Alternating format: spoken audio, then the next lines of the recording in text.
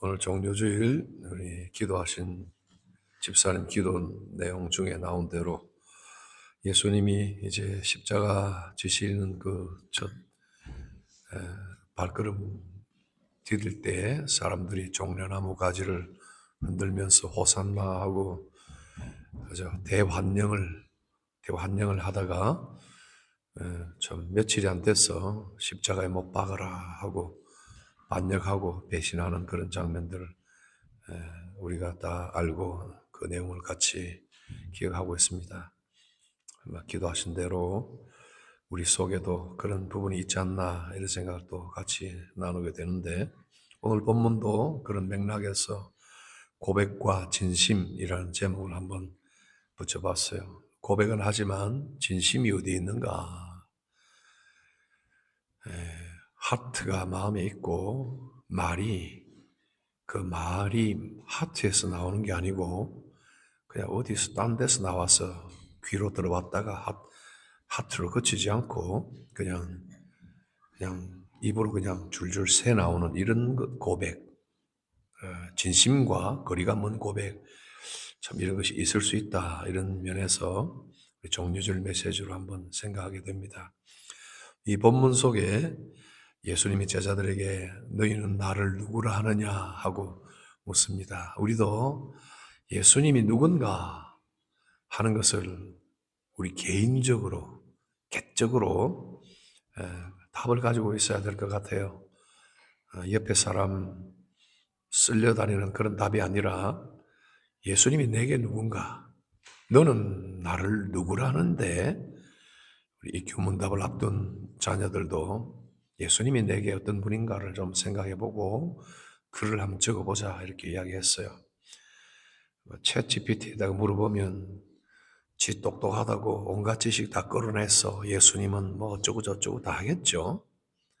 아주 탁월한 지식을 가지고 예수님이 어떤 분이다 말을 하겠죠. 챗 GPT, X 뭐다 그죠? 그러나 걔들이 예수님 믿는 건 아니잖아요. 그죠? 퍼스널리 무슨 관계가 있는 것도 아니고 무인격체이기 때문에 뭐 예수님 아무리 알아도 아무 상관이 없는 거죠. 우리 믿는 신자들도 예수님의 이 질문을 한번 받아봐야 돼요. 제자들과 같이 지내셨던 예수님, 이제 거의 십자가를 지게 되는 예수님 사역의 막바지 단계인데 뭐 예수님 알 만큼 알았고 믿을 만큼 믿고 참 속속들이 하나님과 그리스도에 대한 본질을 다 아는 것처럼 보이는데 예수님은 이때 물을 때 제자들은 의외로 오답을 많이 해요. 예수님 자기도 잘 모르겠고요. 그래서 예수님에게 사람들이 하는 대답들을 막 끌어서 대답을 합니다. 어떤 사람 엘리야라고 하던데요. 어떤 사람 예레미야라고 하는데요. 예언자라고 하는 것 같은데요. 앞에 예자가 붙는 게 예자 돌림으로 뭐 예수 쓰니까 제레마야, 뭐 예수, 예레미야, 뭐 에스겔 뭐 이렇게 온갖 기적을 베푸니까 선지자들 끌어모아서 이야기를 했겠죠. 그 중에 한 사람 예언자다 이렇게 봤는데 베드로에게 예수님이 또 물어봅니다. 너는 나를 누구라 하는데? 우리가 퍼스널리 받아야 될 질문입니다. 저도 그렇고 여러분 이미 받았을 분도 계시고 아직도 받아야 할 분이 계실 것 같아요. 여러분 예수님을 누구라고 생각하세요? 자, 이제 베드로는 답을 합니다. 주는 그리스도 살아계신 하나님의 아들입니다. 너무나 완벽한 대답을 했기 때문에 예수님이 아주 칭찬하는 그런 모습을 봅니다. 너 참 복이 있다. 바요나 시모나, 요나의 아들 시모나, 복이 있다. 그리고는 하시는 말씀이 이 지식은 하늘에서 하나님이 알게 해주신 지식이다. 사람에게서 오는 지식이 아니다. 아주 특별한 지식이라는 것을 말씀해 주셨어요. 단순한 추측이나 끌어모은 지식으로 막 이렇게 뭐 정답을 이렇게 싹 이렇게 해서 막 답을 100점을 받는 그런 답이 아니라 위로부터 성령에 의해서 주어진 답이다 하는 것을 예수님을 바로 알게 되는 이런 답을 가르쳐줍니다.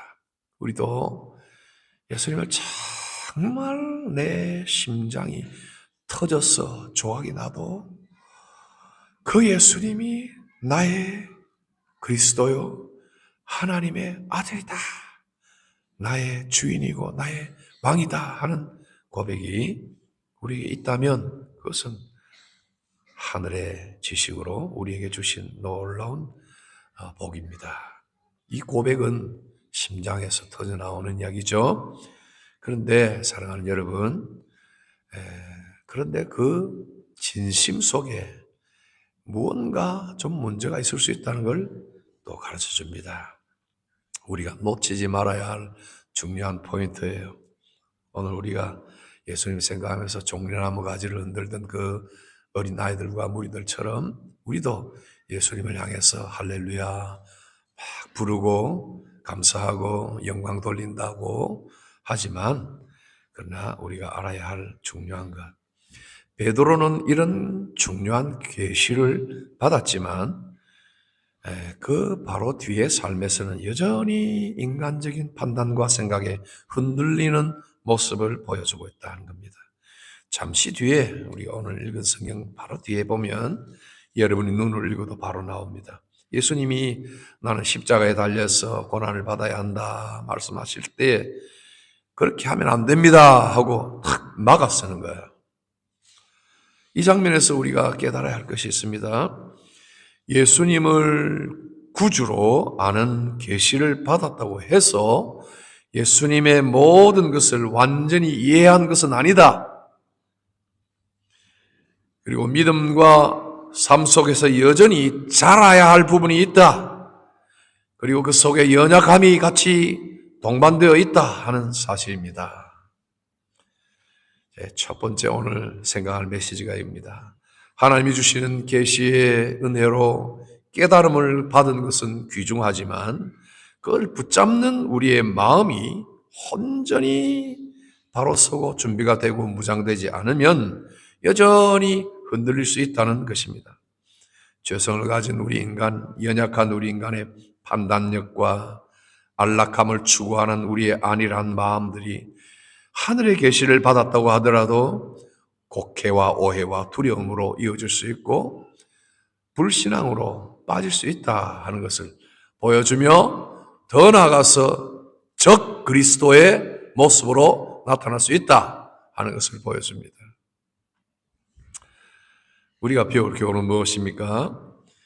예수님의 이 변함없는 사랑과 인내하심 주목하고 성령으로 받은 이 지혜를 정말 꺼져서는 안 될 불처럼 소중하게 여겨야 합니다. 하나님이 주신 것이니까 누구도 앗아갈 수 없고 누구도 후 하고 꺼버릴 수 없는 진리지만 우리는 마치 일순간에 이것을 놓칠 수 있다는 심정으로 절박하게 하나님을 의지하며 이것을 꼭 붙들어야 돼요. 그렇지 않으면 일순간에 정반대 그런 모습으로 천사의 모습에서 마귀의 모습으로 사단의 모습으로 하늘의 복을 받은 이 베드로, 견고한 믿음의 반석 같은 베드로가 일순간에 사단아 내 뒤로 물러가라, 너는 나를 넘어지게 하는 자로다 하는 쪽에 서게도 된다 하는 것입니다. 베드로는 나름대로 예수님의 편에 서서 행동한다고 생각하죠. 여러분들 베드로의 열정을 이해를 하시겠습니까? 전적으로 예수님의 편입니다.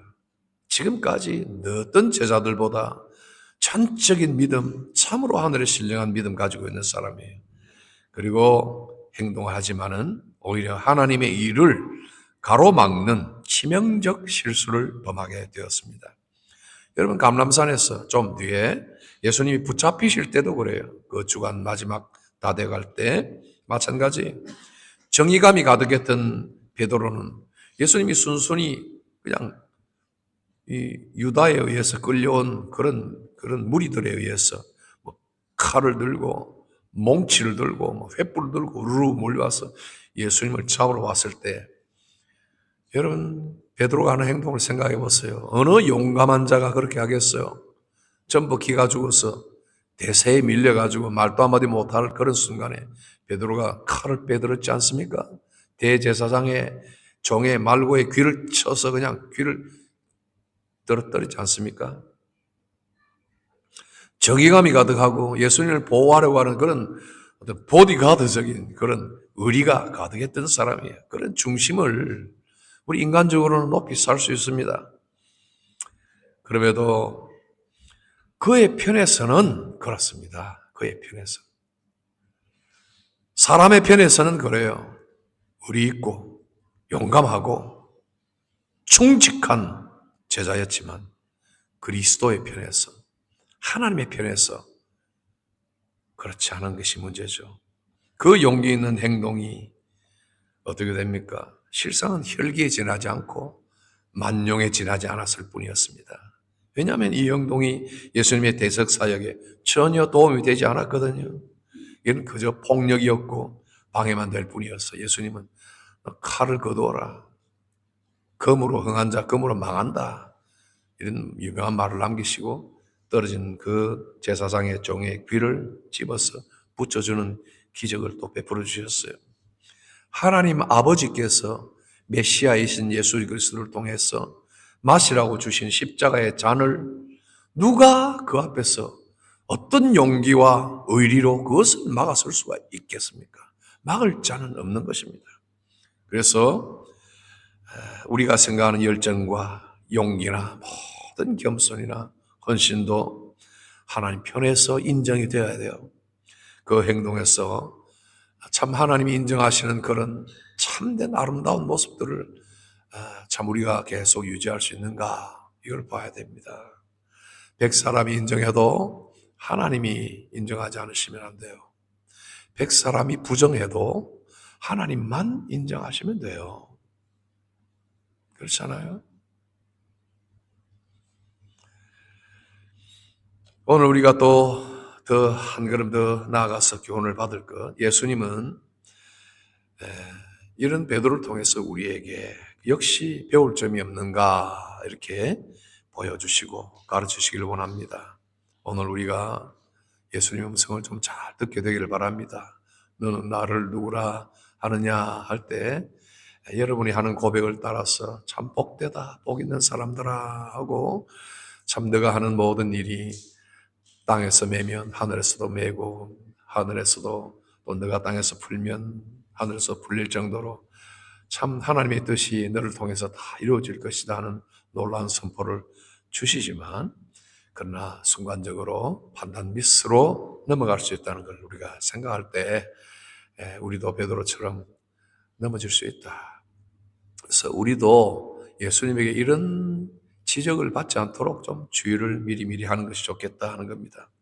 그런데 우리가 더 볼 것은 예수님은 베드로가 이런 인간적 판단으로 실수를 했음에도 불구하고 여러 차례 그렇게 했죠. 나중에 예수님 붙들려 가실 때, 신문 받으실 때 뒤로 줄줄 따라가면서 예수님 모른다고 부인하고 나는 제자 아니다 그랬죠. 그죠?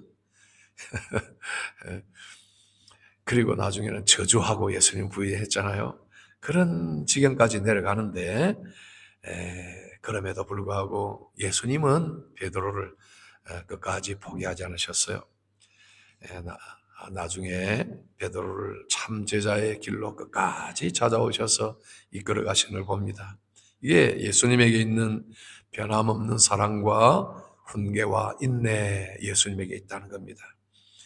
우리에게 주시는 계시도 마찬가지, 우리도 그 계시를 가지고 예수님을 잘 고백해도 흔들리고 또 제대로 예수님을 이해하지 못하고 하나님 뜻을 모르고 순간적으로 인간적인 두려움과 자만에 사로잡혀서 넘어질 때가 있어요. 그러나 하나님은 그것으로 우리를 끝까지 책망하지 아니하시고 사랑으로 우리를 다시 붙드시고 세우시는 분이다. 회복의 길을 열어주시는 분이다 하는 겁니다. 그래서 첫 번째 우리는 말씀 앞에 늘 겸손하게 자신을 인정하고 나는 아직 그리스도에 대해서 모르는 것이 많다. 나는 자주 흔들리는 갈대와 같아. 나는 상한 갈대다. 나는 꺼져가는 심지와 같아. 그러나 하나님은 이 심지를 끄지 않고 연기를 풀풀 풍기는 그런 심지잖아요. 꺼져가는 심지. 그러나 하나님께서는 그 심지를 끄지 아니하시고 갈대가 상해서 꺾여버리면은 이건 끝난 것인데도 그 상한 갈대를 꺾지도 않고 그대로 싸매시는 하나님. 겸손하게 인정을 좀 하자 하는 겁니다. 성령의 인도하심을 잘 받아들이고 살아가자. 두 번째는 말씀과 기도로 여러분들이 회복하시기를 바랍니다. 베드로는 이후에 예수님과 함께하며 또 예수님을 끝까지 쫓아갑니다.